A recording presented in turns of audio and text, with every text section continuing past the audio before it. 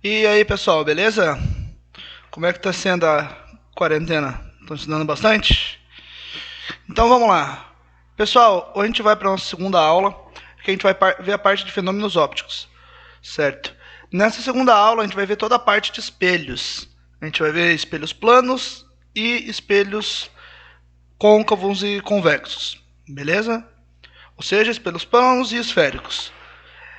A gente não vai entrar na parte de refração ainda, porque isso vai ficar para a próxima aula. Eu separei a primeira aula, a aula de espelhos, e a segunda aula, a aula de refração.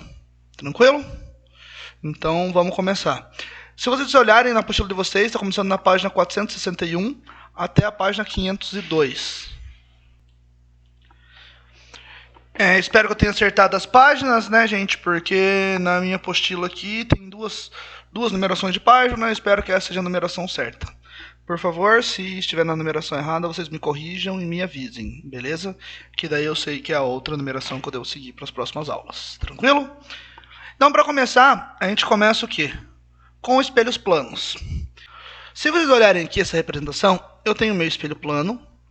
Eu tenho meu raio incidente, que vem daqui até aqui. Ele bate no espelho e ele é refletido. Então sai o meu raio refletido. Bem no ponto onde o raio incidente toca o espelho, a gente faz o quê? A gente pega e traça uma linha perpendicular com a superfície do espelho, ou seja, fazendo 90 graus. Essa linha perpendicular que a gente está vendo aqui, ó, tracejada, a gente chama de reta normal. Após a gente pegar e traçar essa reta normal, a gente consegue ver o quê? Nosso ângulo incidente, que é o ângulo que a reta normal faz com o raio incidente, e o ângulo refletido. O ângulo incidente e o ângulo refletido em espelhos planos, eles são iguais. Então, o que vocês têm que guardar a princípio de espelhos planos? O ângulo incidente é igual ao ângulo refletido. Beleza? Sempre vai ser assim. Se eu aumentar o meu ângulo incidente aqui, vai aumentar o meu ângulo refletido aqui também. Certo? Então, o ângulo incidente e o ângulo refletido são iguais, e os raios incidente, refletido e anormais são coplanares. O que significa serem coplanares? Significa que você consegue passar um plano que pega as três retas, certo? Então, eles estão todos sobre o mesmo plano. Beleza? Então, isso aí a gente começa a ver como que os espelhos funcionam, certo? Agora, se a gente olhar aqui, o que acontece? A gente tem como que a nossa imagem vai se formar. Então, ó, imagem de um objeto pontual. Imagina aqui que eu tenho esse meu ponto A. Ele vai ter uma certa distância do espelho. Então, a imagem dele vai se formar para dentro do espelho a mesma distância, certo? Ou seja, se aqui do A até o espelho eu tenho 2 metros, do espelho para dentro eu também vou ter 2 metros. Então, por isso que quando você olha para o espelho, você vê a imagem a mesma distância que você está. Se você se aproxima do espelho, o seu reflexo no espelho se aproxima também, não é isso? Você anda um pouquinho para baixo, o seu reflexo anda um pouquinho para baixo, e você vai vendo mais perto. Beleza? Então, é uma maneira da gente pensar nisso. Pensar como se a gente estivesse olhando para um espelho. Quando você está olhando para um espelho, isso é bem intuitivo, não é? Se você dá um passo para frente, a sua imagem fica mais perto. Você dá mais um passo para frente, a sua imagem fica mais perto. Você cola a cara no espelho lá, a sua imagem cola a cara no espelho lá. Por quê? O movimento que você está fazendo se aproximando aqui, a sua imagem está fazendo um movimento simétrico lá, se aproximando do espelho também. Beleza? E se você olhar aqui, ó, para os ângulos, ó, ângulo incidente, ângulo refletido. Se você olhar e fizer um prolongamento do teu raio refletido, você vai chegar no ponto aonde vai estar a tua imagem. Tanto que, ó, eu tenho esse ângulo refletido aqui, que vai ser o mesmo que esse ângulo refletido aqui, certo? Eles são opostos pelo vértice, esses ângulos são iguais. Beleza? Mas isso se for pontual. Um ponto sempre vai ser um ponto. Mas e se eu não tiver um ponto? A imagem no espelho fica invertida, fica normal. O que acontece no espelho plano? Aqui fica um pouco mais fácil de a gente entender. Por que as imagens se invertem no espelho plano? Porque, por exemplo, se você olha no espelho do carro e tem uma ambulância vindo atrás, você vê escrito ambulância, normal. Mas quando você olha na ambulância, as letras estão invertidas. Você fala, ué, mas eu acabou de passar, estava escrito certo, o que aconteceu? O que acontece? Essa parte aqui, ó, o nosso ponto D, ele não está mais próximo do espelho? Então ele também vai se formar mais próximo. O nosso ponto A não está mais distante? Então ele também vai se formar mais distante. Então por isso que essa imagem ela vai se formar de uma maneira, como a gente diz, espelhada, certo? Ela forma de uma maneira invertida. Beleza? Esse termo, a gente fala, a imagem está espelhada, que significa que a imagem está invertida, é porque quando a gente olha para um espelho, a imagem nesse espelho se forma de maneira invertida. Beleza? Então, este seria o teu objeto real, e se eu olhasse ele no espelho, aqui seria no espelho. Então, por isso que nas ambulâncias, quando os adesivos são colocados, eles são colocados invertidos. Por que os adesivos são colocados invertidos? Porque quando você olha pelo teu retrovisor, você vê escrito ambulância da maneira correta, certo? Então é uma maneira de identificar o veículo, para não confundir a cabeça de quem está olhando. Beleza?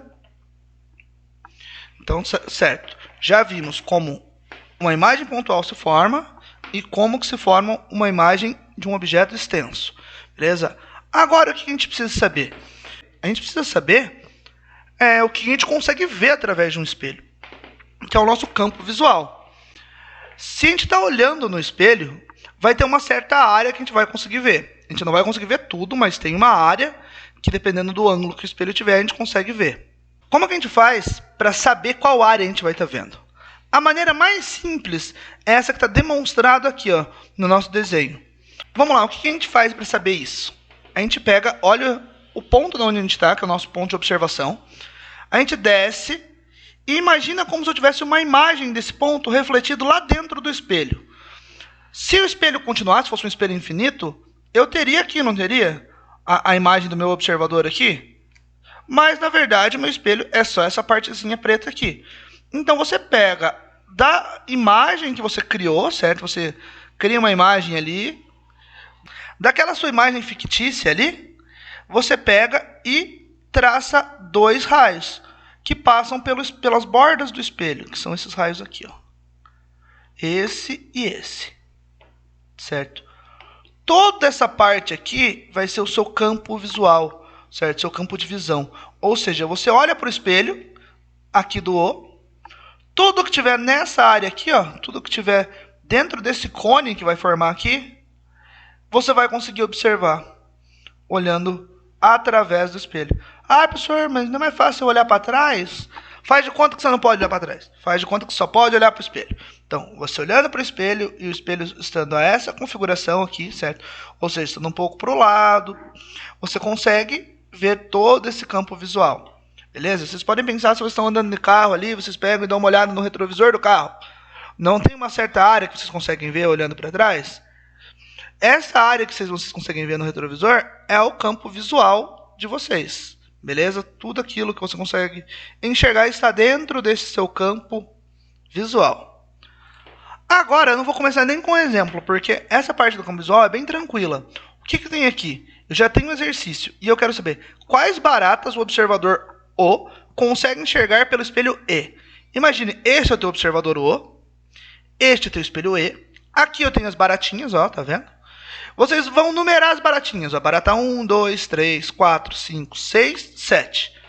Vão fazer o processo que eu ensinei anteriormente, da mesma maneira que eu fiz ali. Tanto que vocês podem ver aqui, ó, que ele já é quadriculado para vocês conseguirem fazer a escala bonitinho. E a partir daquele processo eu quero que vocês me digam, além de fazer o desenho, né? Quero que vocês me digam, as baratas que podem ser enxergadas são as baratas 2, 3, 4, 5, 6, 7, 8. Certo? Ou o observador consegue enxergar todas as baratas, menos a barata 3, 2 e 8. Vocês vão ter que dizer, de alguma maneira, quais baratas o observador observa. O observador observa é ótimo, né? Quais baratas o observador consegue ver e quais ele não consegue a partir dessa configuração aqui. Beleza? Tranquilo? Então vamos lá, pausem o vídeo, façam o exercício. Depois de fazer, a gente continua.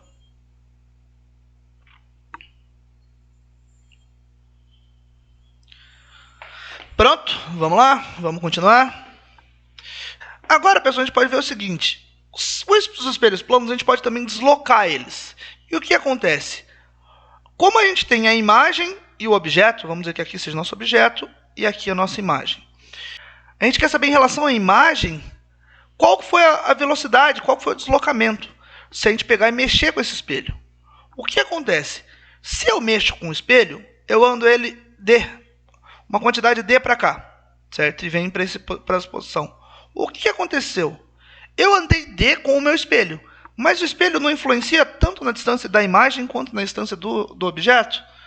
Então, como eu vou mexer com os dois, eu vou dizer o seguinte: o meu D total, que é a distância que a minha imagem viu ali, certo? Vamos dizer que a minha imagem se movimentou, é 2 vezes x. O que seria esse x? É 2 vezes o quanto eu desloquei o meu espelho, certo? Aqui eu tenho x', x e x, mas isso aqui é só pela imagem que eu peguei para demonstrar. Não associem esse x com o x que eu coloquei aqui na fórmula. Pense no x como a tua variável do quanto você mexeu no teu espelho. Então, o deslocamento que a nossa imagem vai perceber, vamos dizer, que vai acontecer com a nossa imagem, é 2 vezes o quanto você mexeu no teu espelho. Consecutivamente, a tua velocidade também vai dobrar. Ou seja, se você mexe o espelho com velocidade de 1 metro por segundo, qual vai ser a velocidade que vai estar referente à tua imagem? 2 metros por segundo. E assim por diante, certo? E o que eu coloquei aqui, ó, variação do ângulo, é que isso também serve para rotação. Se você entortar o teu espelho, se você rotacionar ele, o ângulo que vai mudar, se você rotaciona ele 30 graus, a imagem rotaciona 30 e o objeto também vai rotacionar 30, entre aspas, né, o referencial do objeto. Então vai ser como se ele tivesse rotacionado 2 vezes o ângulo que você mexeu. Beleza? Agora eu sei que vocês gostam de exercícios, então vamos para o nosso primeiro exemplo. Um homem com velocidade módulo igual a VH, velocidade do homem, 3 metros por segundo, em relação ao solo, em direção ao espelho plano vertical E, o qual também se move com velocidade módulo VE, velocidade do espelho, 4 metros por segundo, em relação ao solo. Veja a figura. Olha lá. O espelho está se movendo para a esquerda e o homem também está se movendo para a esquerda atrás do espelho. Então o espelho está indo e o homem está correndo atrás do espelho. Qual o módulo da velocidade da imagem em relação ao homem? Lembra quem estava falando? Quem estava falando das distâncias relativas da imagem em relação ao nosso objeto? É isso que ele está perguntando aqui, o que a gente falou lá. A gente viu que é o dobro da velocidade, o dobro do deslocamento, o dobro do ângulo. Sempre vai ser 2 vezes a velocidade que a gente tiver. Mas aqui o espelho também tem movimento. O que a gente tem que fazer? Primeiro, nossa coleta de dados. Velocidade do homem, velocidade do espelho, a velocidade relativa entre eles, que eu não sei. E eu botei como VI aqui, ó, a velocidade da imagem, que é o que o exercício pede. Beleza? Que é o que o exercício pede. Beleza? Então, como a gente vai fazer isso? Primeira coisa, velocidade relativa. O espelho está indo para um lado, o homem está indo atrás dele. Então, qual a velocidade relativa entre os dois? A velocidade do espelho menos a velocidade do homem. Qual é a velocidade do espelho? 4. Do homem, 3. Velocidade relativa, 1 metro por segundo ao quadrado. Tranquilo? Agora, se a gente tem a nossa velocidade relativa, fica fácil descobrir a velocidade da imagem, né?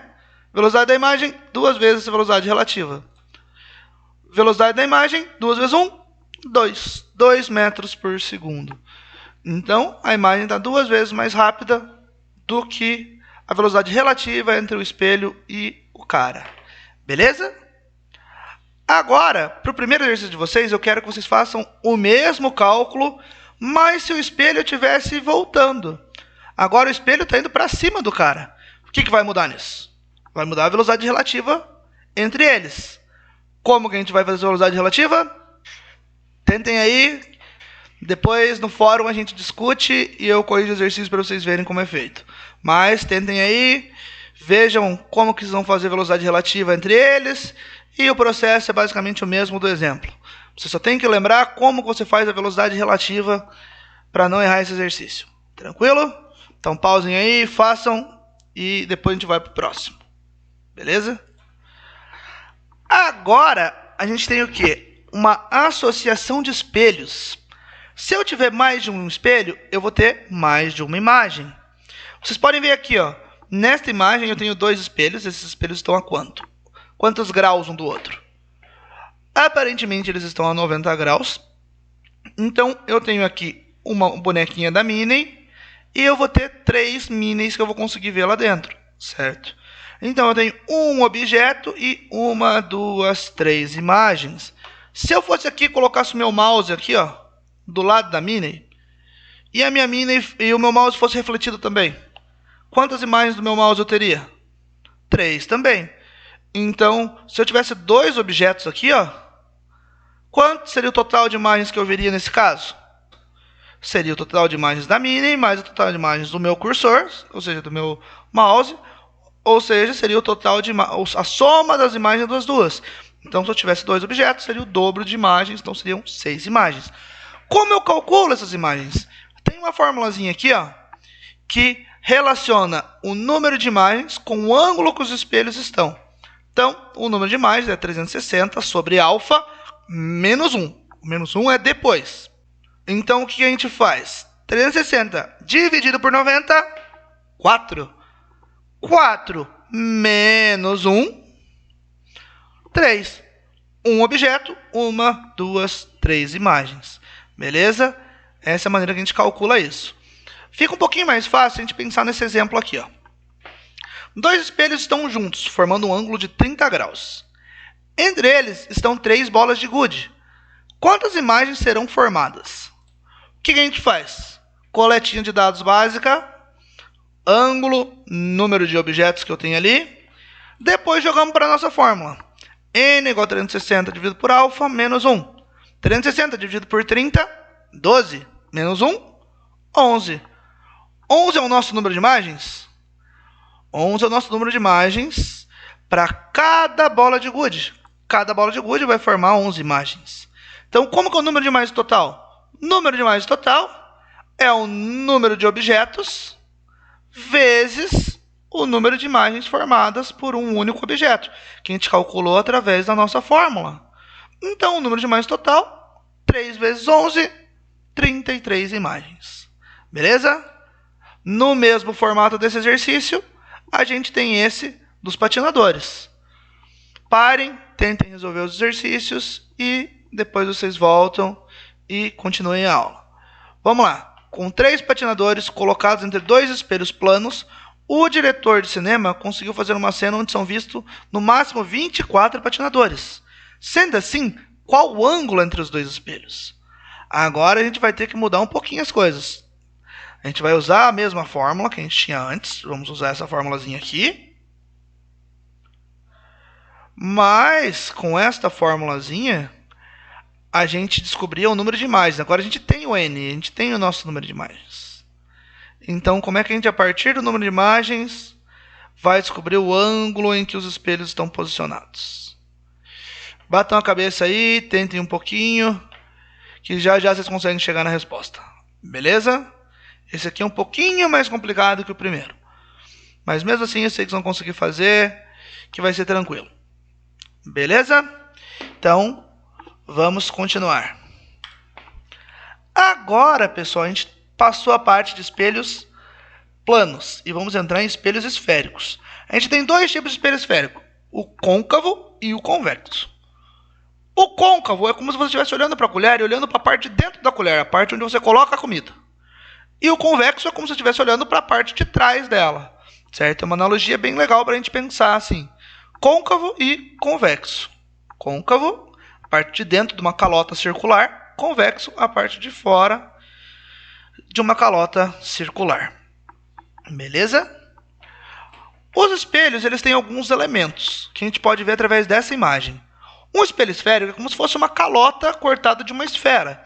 E essa calota, ela é reflexiva. Bem no ponto central assim daquela calota, daquele espelho, a gente vai ter o que a gente chama de vértice. Depois do vértice, a gente tem o quê? O foco e o centro de curvatura. O que é o centro de curvatura? É como se fosse o raio dessa esfera que foi utilizada para se formar o nosso espelho.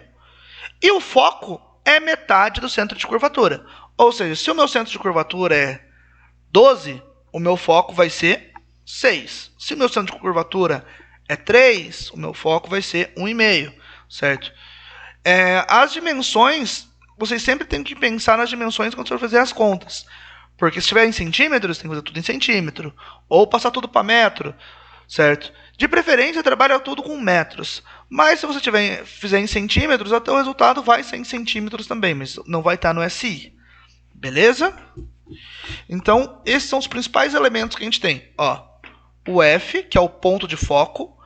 A distância do ponto de foco até o centro de curvatura é a mesma distância entre o ponto de foco e o vértice. A gente chama essa distância de distância focal, que é o nosso F aqui, certo? O Fzinho. Então, Fzão é o ponto de foco, que é esse ponto aqui. Fzinho, a distância focal.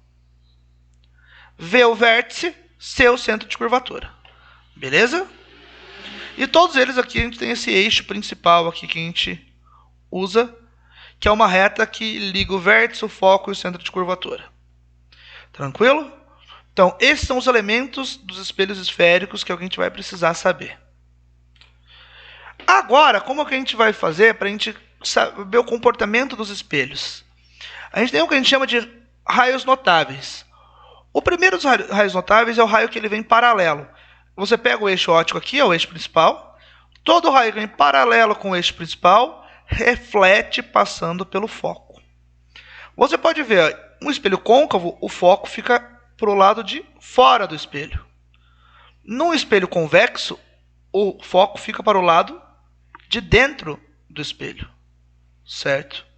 Ou seja, fica pro espelho côncavo, o foco fica pro lado onde você coloca o objeto. E no espelho convexo, o foco fica pro lado contrário da onde você coloca o seu objeto. Se o seu objeto está aqui, ó, se a luz está vindo desse lado, o seu foco pro lado contrário. Tá, mas como é que ele vai passar pelo foco? Então, ó, ele vai reto, você pega o ponto que ele toca no espelho, faz um prolongamento que passa pelo ponto que ele tocou e o foco, e esse prolongamento ele segue por ele, certo? Então, vai paralelo, volta pelo foco. Vai paralelo, bate, faz o prolongamento e volta, certo? Também como se estivesse saindo do foco. Beleza? Então, esse é o primeiro raio notável que a gente tem. O paralelo, volta pelo foco. Beleza. O outro é o raio que incide sobre o vértice. Todo raio que incide sobre o vértice reflete simetricamente.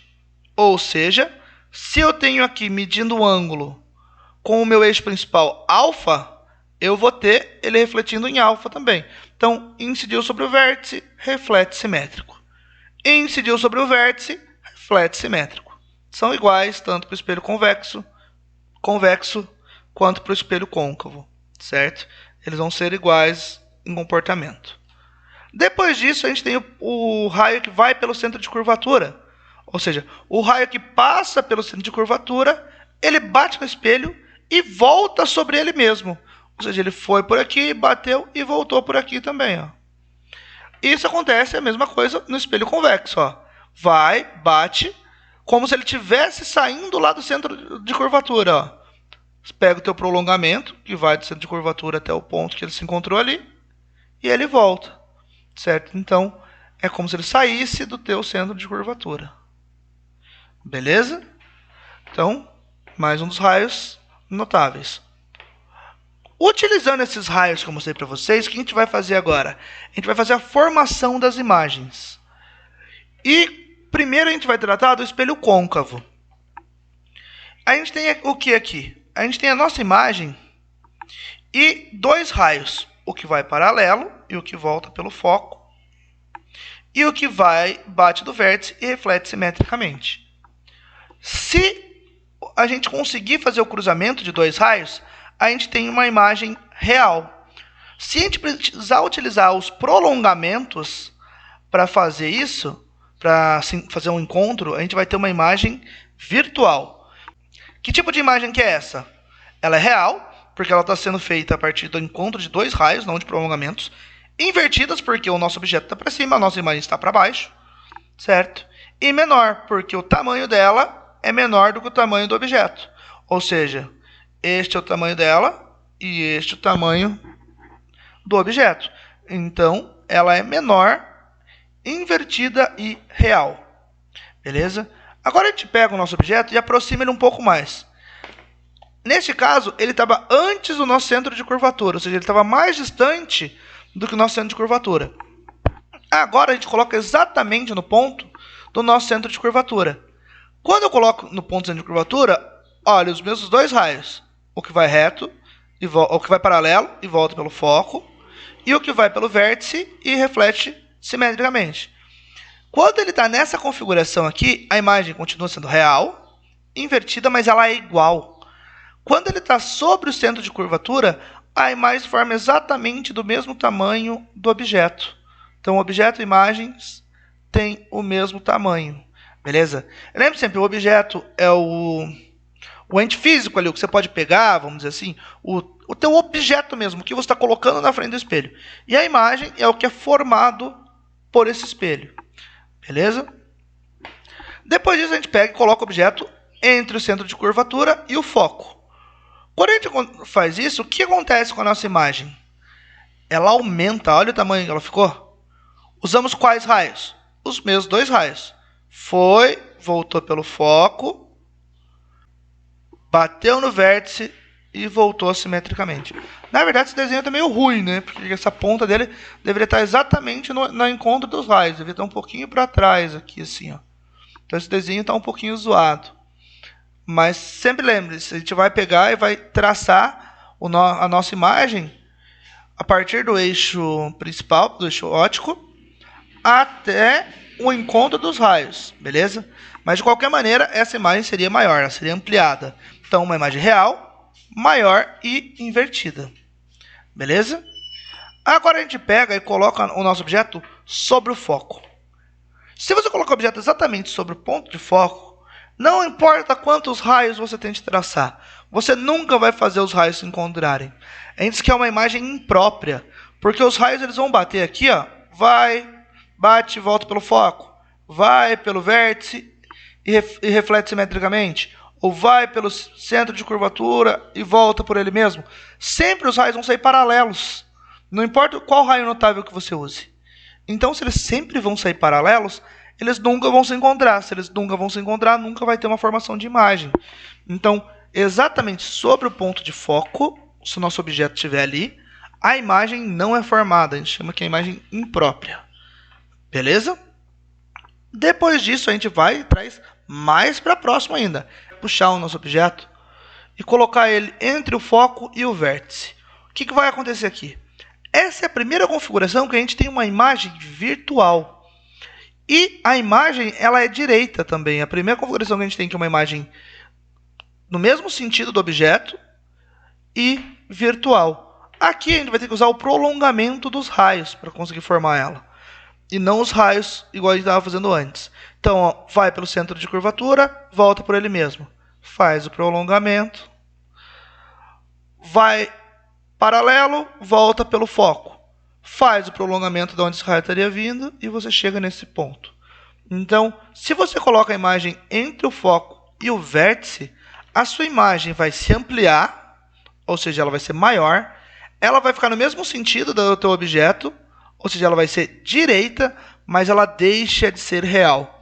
Ela passa a ser uma imagem virtual, porque ela é formada agora do lado interno do espelho, né? Lado de dentro dele, e pelo prolongamento dos raios. Então, essas são as imagens que a gente faz para espelhos côncavos. Daí a gente vai para o próximo, para o nosso espelho convexo. O nosso espelho convexo só tem uma configuração. Não importa onde você coloca o teu objeto. Você sempre vai ter uma imagem virtual, direita e menor. Pegamos lá o raio que vai paralelo e volta passando pelo foco. Pegamos o raio que vai pelo centro de curvatura e volta por ele mesmo. No encontro deles, a gente tem a nossa imagem. Então, lembrem-se, pessoal, espelho convexo sempre vai formar uma imagem virtual, direita e menor. Beleza? É a única configuração que o espelho convexo proporciona. Tranquilo? Então, guardem que essa é somente uma configuração única. Se caiu o espelho convexo, faz esse esquema que vai dar certinho. Essa maneira, pessoal, é a maneira analítica de se formar a imagem. Se vocês fizerem isso aqui em escala, vocês podem realmente medir o tamanho das coisas. Falar, aonde que vai se formar a imagem? Você mede a distância, pega a régua, mede a distância do V até o I e encontra aonde ela se formou, a distância que ela se formou. Você fala, mas qual que é o tamanho da minha imagem? Pega, vê o tamanho, mede o tamanho do objeto, você sabe o tamanho do objeto, mede o tamanho da imagem, você consegue saber o tamanho da imagem. Então você pode medir as coisas, certo? Se você fizer tudo desenhado em escala, tudo bonitinho, beleza? Então essa é a maneira analítica da gente fazer as medidas. Mas a gente tem também a maneira matemática, que é a equação e o referencial de Gauss. Essa tabela, pessoal, nos dá o referencial de Gauss e essas são as equações, equação de Gauss e equação do aumento. O que é esse referencial de Gauss? É como que a gente vai ter que dar os valores, se são positivos ou negativos, dependendo do tipo do espelho, para que essa equação funcione. Ou seja, f, que é a minha distância focal. O f no espelho côncavo é positivo, maior que zero. O f no espelho convexo é negativo, menor do que zero. P é a distância do objeto ao vértice. Objeto real, P positivo. Objeto virtual, P negativo. P' é a distância da imagem ao vértice. Para a imagem real, P' maior que zero. Quando a gente tem imagem real, somente espelho côncavo, espelho convexo, sempre virtual. Então, para o espelho côncavo, o P' sempre vai ser positivo. Agora, imagem virtual, quando a gente tem imagem virtual, quando a gente tem o objeto entre o foco e o centro de curvatura para o espelho côncavo e sempre no espelho convexo. Então, nesses casos, o nosso P' vai ser menor que zero, ou seja, negativo. O é a altura do objeto. Objeto direito, o O é positivo. Objeto invertido, o O é negativo. I é a altura da imagem. Imagem direita, I é positivo. Imagem invertida, I é negativo. Certo? Ou seja, se a imagem estiver aqui para cima, ela é positiva. Se ela estiver para baixo, o tamanho dela vai ser negativo. Beleza? No nosso exemplo 3, o que eu tenho? Um objeto está colocado a 75 centímetros do centro de um espelho côncavo, de curvatura 1 metro. Ou seja, o nosso C é 1 metro. E o nosso objeto, ou seja, a distância do objeto, o nosso P é 75 centímetros. Em que posição a imagem irá se formar e qual o seu aumento? Primeira coisa, coleta de dados. Depois da coleta de dados, o que a gente faz? Coloca a nossa fórmula lá, certa fórmula de Gauss. 1 sobre F é igual a 1 sobre P mais 1 sobre P'. O que a gente quer descobrir? A gente quer o nosso P', né? A posição da imagem. Então, a gente manipula essa fórmula. O que eu fiz aqui? Peguei o P, passei ele para o primeiro membro, ele ficou negativo. Depois eu inverti os lados, só para deixar o P' do lado esquerdo, para ficar mais confortável de a gente trabalhar. Agora, o que eu tenho que fazer assim? Como que eu faço para juntar essas duas frações? Aqui cada um faz a matemática do jeito que quiser. Eu vou fazer um mínimo múltiplo comum de preguiçoso aqui, que você pega e multiplica os dois de baixo, e na parte de cima da fração você coloca a soma dos valores multiplicados cruzados, certo? Então, multipliquei os dois de baixo, coloquei a soma deles multiplicado cruzado. P vezes 1, P. F vezes menos 1, menos F. Isso aqui é o mínimo múltiplo comum de preguiçoso, certo? Mas vocês podem fazer da maneira que vocês acharem mais simples de fazer. Tranquilo? Ficou 1 sobre P' é igual a isso aqui. Mas eu não quero 1 sobre P', eu quero P'. Então eu preciso inverter a minha fração. Aqui, pessoal, eu cheguei numa relação para P'. P vezes F dividido por P menos F vai dar o meu P'. Eu tenho P? Tenho. Tenho F? Tenho. Então, se eu tenho os dois, eu consigo achar o meu P'. 0,75 vezes 0,5, 0,75 menos 0,5. Se você fizer isso aqui, vai dar 1,5 metros. Beleza? Em cima, se eu não me engano, dá 0,325 dividido por 0,25. Então, dá 1,5 aproximadamente. Aproximadamente não, né? Esse valor dá exato. Beleza. Descobrimos a distância que a nossa imagem vai se formar. Agora, a gente quer saber o aumento. Qual que era a fórmula que a gente tinha para o aumento? Aumento é igual a menos P' sobre P.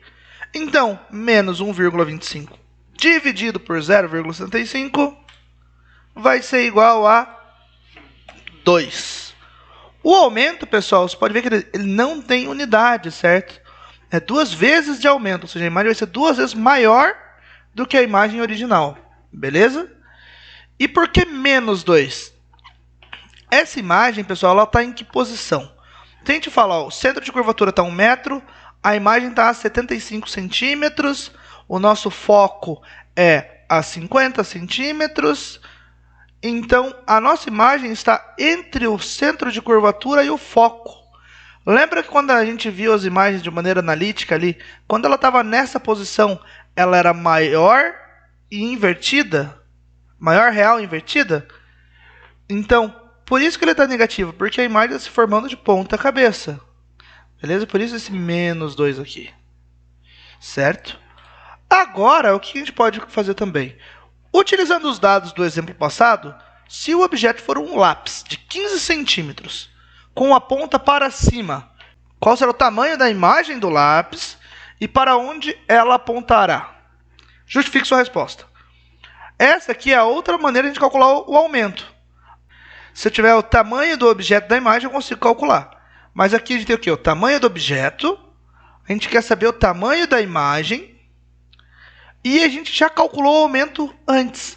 Então, o que a gente faz? Joga a fórmula, manipula ela. O outro está dividindo, passa multiplicando. Invertir os lados para ficar mais confortável. Substitui os valores. E fiquei com menos 30 centímetros. Então, a imagem tem menos 30 centímetros. Existe centímetros negativo? Estranho, né? É porque, na verdade, o que está acontecendo? Essa imagem está invertida. Lembra que a gente viu que a imagem era invertida? Então, para onde aponta o lápis? O lápis aponta para baixo. Por quê? Não justifique sua resposta. Porque o nosso aumento é negativo. Ou seja, a nossa imagem é invertida. Beleza? Então, pessoal, agora fiquem com esse exercício aí da Mackenzie. Depois de resolver esse exercício da Mackenzie, tem um outro exercício que é complementar a ele.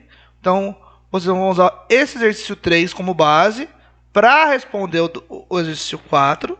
Beleza? Então, agora pausem o vídeo, façam o exercício 3. Depois vão para o exercício 4, pausem o vídeo, façam o exercício 4, beleza? E assim a gente vai encerrando hoje. Então, até o fórum. Anotem as dúvidas. Se tem alguma crítica, alguma sugestão, como que eu posso melhorar isso aqui. E vão falando que eu vou me adequando conforme o feedback que vocês vão me dando. Beleza?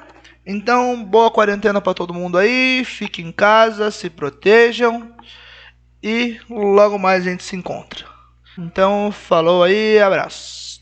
Tchau.